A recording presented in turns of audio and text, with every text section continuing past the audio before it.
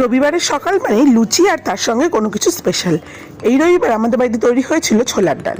ছোলার ডালটা প্রথমেই ভালো মতন ধুয়ে প্রেশার কুকারে দিয়ে এর মধ্যে চিড়ে রাখা কাঁচা লঙ্কা আর সামান্য নুন দিয়ে ভালো মতো সিটি মেরে সেদ্ধ করে নেব। ডালগুলো হাত দিয়ে দেখে নেব ভালো মতন সেদ্ধ হয়েছে কিনা।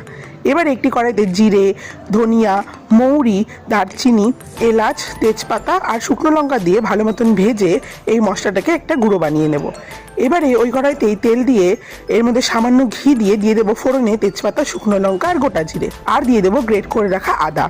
এবারে ভালো মতন ভাজা হয়ে গেলে সেদ্ধ করে রাখা ডালটা দিয়ে বেশ কিছুক্ষণ ফুটাবো। এবার এর মধ্যে নুন আর হলুদ দিয়ে কিছুক্ষণ পরে দিয়ে দেবো ফুটিয়ে রাখা গরম জল আর কাজু কিশমিশ। শেষে অল্প চিনি আর ভাজা মশলাটা দিয়ে নামিয়ে নেব। নামিয়ে এর উপর ঘি ছড়িয়ে দিলেই আমাদের ছোলার ডাল তৈরি। এরপরে ভেজে নিলাম গরম গরম কয়েকটা লুচি। ব্যাস, রবিবারের সকালে লুচি আর ছোলার ডাল, আর কি চাই। ভিডিওটি পছন্দ হলে লাইক, কমেন্ট ও শেয়ার করো। Thank you.